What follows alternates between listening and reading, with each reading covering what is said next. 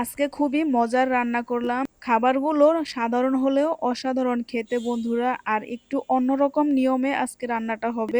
আসসালামু আলাইকুম বন্ধুরা, আশা করি সবাই ভালো আছো। আলহামদুলিল্লাহ আমিও ভালো আছি। কোরাল মাছটাকে হলুদ মরিচ লবণ দিয়ে মাখিয়ে রাখবো। আর এই তো দেখো আজকে কি কি রান্না করব তোমাদেরকে দেখাবো বন্ধুরা, পুরো ভিডিওটি দেখো। এই তো দেখো এখন মাছটা মশলা মাখানো হয়ে গেছে, এখন ভেজে নিব গরম তেলে। মুচমোচা করে লাল লাল করে ভেজে নিব।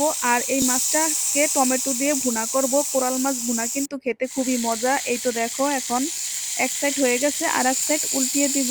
ভাজার সাথে সাথে মনে হচ্ছে এখনই খেয়ে ফেলি, খুবই সুন্দর ঘ্রাণ আসতেছে কোরাল মাছ ভাজার, মাশাল্লাহ।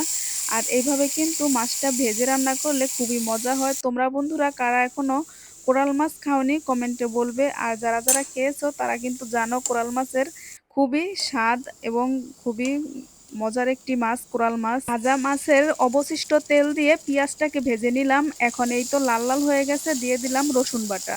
রসুনটা কিছুক্ষণ ভাজার পরে এখন দিয়ে দিব হলুদ মরিচ ধনিয়ার গুঁড়া আর স্বাদ মতো লবণ। একটুখানি পানি দিয়ে ভালোভাবে মশলাটাকে কষিয়ে নিব।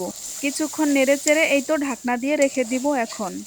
এখন মশলাটা কষানো হয়ে গেছে, এই তো ঢাকনাটা উঠিয়ে ফেলবো। আর এই তো দেখো বন্ধুরা উপরে তেল ভেসে উঠেছে, আর মশলাটা এখন কষানো হয়ে গেছে।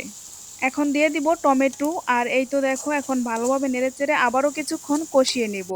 তরকারির মশলা যতটা কষানো হয় ততই কিন্তু স্বাদ বেড়ে যায়। এই তো আমার মশলাটা এখন খুব সুন্দর কষানো হয়ে গেছে। এখন দিয়ে দিলাম ভেজে রাখা কোরাল মাছ। এখন ঝোলের জন্য একটু পানি দিয়ে দিলাম, আর এখন ঢাকনা দিয়ে রেখে দিব কিছুক্ষণের জন্য। আর সাগরের এই মাছটা কিন্তু খুবই নরম হয়, যাতে ভেঙে না যায় হালকা আছে একটু নেড়েচেড়ে এই তো ঢাকনা দিয়ে রেখে দিব কিছুক্ষণের জন্য।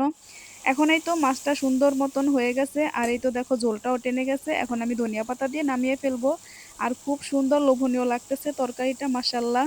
বন্ধুরা তোমাদের কার কার এরকম কোরাল মাছ ভুনা পছন্দ, অবশ্যই দাওয়াত রইলো, এসে পড়ো। আর এই তো দেখো তোমাদের সাথে গল্প করতে করতে আমার কোরাল মাছের রান্নাটা হয়ে গেল। এখন চলে আসলাম টেবিলে। আর কি কি রান্না করেছি আজকে তোমাদেরকে দেখাবো। এই তো দেখো ডাল সবজি, বুটের ডাল দিয়ে সবজি রান্না করেছি, যেহেতু রাত্রে রুটি খাই তাই একটু বেশি করে রান্না করেছি।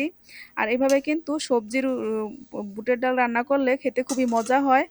আর এই তো দেখো শাক ভাজি আর কোরাল মাছ ভুনা। আমাদের আজকে দুপুরের খাবারগুলো কেমন হয়েছে বন্ধুরা অবশ্যই কমেন্টে বলবে। আর তোমাদের কার কার কোন খাবারটা বেশি প্রিয়। আর এই তো দেখো সবজির যেহেতু খাওয়া হয় না, তাই ডাল ভাজি মতো করে সবজি রান্না করলে কিন্তু খেতেও মজা হয়। আর এই তো ভাত দিয়েও খাওয়া যায়, রুটি দিয়েও খাওয়া যায়। আলহামদুলিল্লাহ এখন বসে পড়লাম খাবারের জন্য। এই তো বসে বিসমিল্লাহ বলে এখন খেয়ে নিব। আর খুবই লোভনীয় লাগতেছে বন্ধুরা। ধন্যবাদ সবাইকে ভিডিওটি দেখার জন্য। সবাই ভালো থেকো, সুস্থ থেকো, আল্লাহ হাফেজ।